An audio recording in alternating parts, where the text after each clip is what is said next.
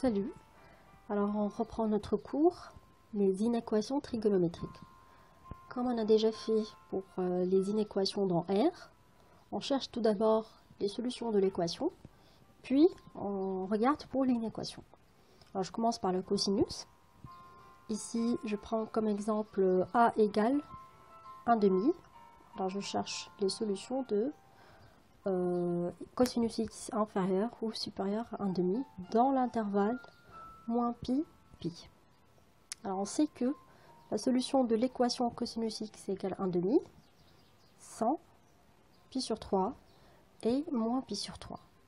Alors on va regarder la figure pour bien comprendre. Alors pour résoudre l'inéquation cosinus x supérieur ou égal à 1/2, on regarde dans notre cercle trigonométrique. Ici j'ai 1/2. Le cosinus est supérieur à 1/2, donc il est juste là. Du coup, les angles dont le cosinus est supérieur à 1/2 sont juste ici, entre moins pi sur 3 et pi sur 3. Du coup, on aura comme solution l'intervalle moins pi sur 3, pi sur 3. Maintenant, on va à la deuxième inéquation, cosinus x inférieur à 1/2. Comme tout à l'heure, on va à 1/2 et on regarde quels sont les angles dont le cosinus est inférieur à 1/2. Alors ils sont ici, dans cette partie-là, partie rouge. Sauf que on ne peut pas écrire l'intervalle pi sur 3 moins pi sur 3 parce que pi sur 3 est supérieur à moins pi sur 3. Alors ce qu'on va faire, on va diviser ce périmètre. Alors je commence par moins pi, puisque je cherche les solutions dans moins pi pi.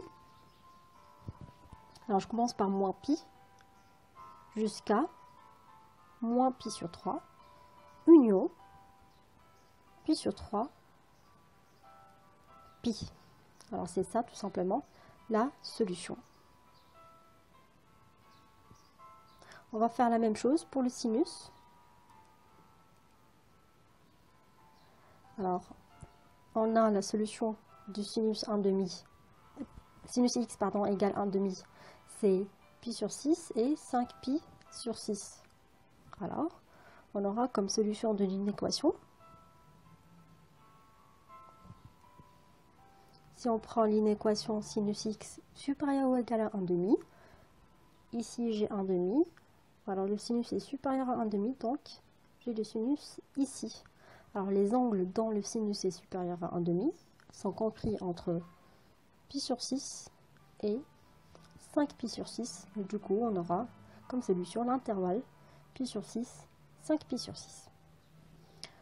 Maintenant, on va à la deuxième inéquation, sinus inférieur à 1/2, c'est-à-dire qu'il est ici.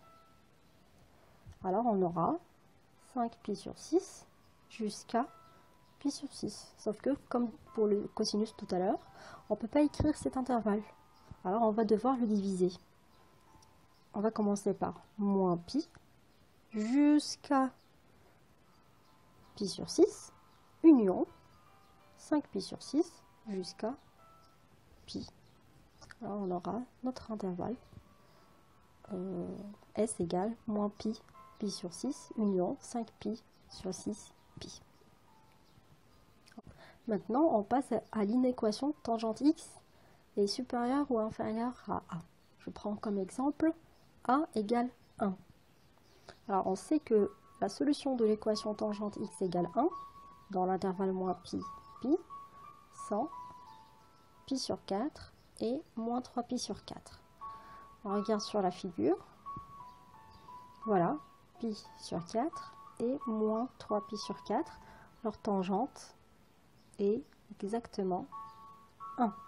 Moi, je cherche une tangente supérieure à 1. Du coup, je cherche les tangentes qui sont ici. Alors, les angles qui sont dans ce périmètre, moins pi sur 2, moins 3 pi sur 4, entre moins pi sur 4 et moins pi sur 2, et les angles qui sont entre pi sur 4 et pi sur 2, leur tangente, effectivement, est supérieure à 1.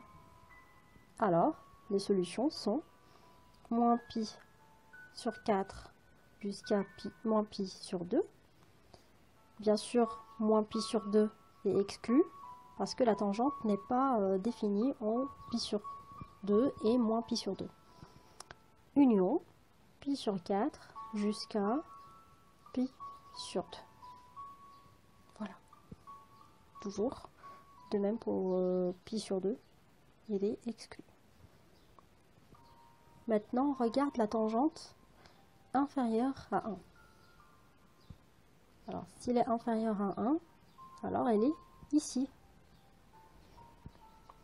Du coup, les angles qui vérifient cela, donc, ils sont entre moins pi sur 2 et pi sur 4, union pi sur 2 jusqu'à moins pi,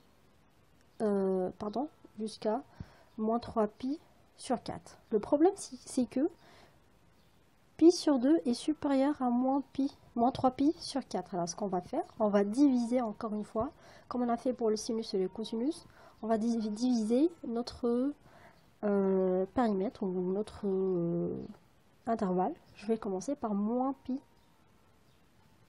pour faire le tour jusqu'à pi, puisque on cherche les solutions dans l'intervalle moins pi pi. Alors, ici, moins pi jusqu'à moins 3 pi sur 4, union, l'intervalle moins pi sur 2 jusqu'à pi sur 4, union, pi sur 2 jusqu'à pi. Et ce sera tout pour notre partie d'inéquation trigonométrique. Je vous laisse avec quelques applications, mais avant, je vais juste soulever un point, tant qu'une remarque. Les équations et inéquations dépendent du choix de l'intervalle.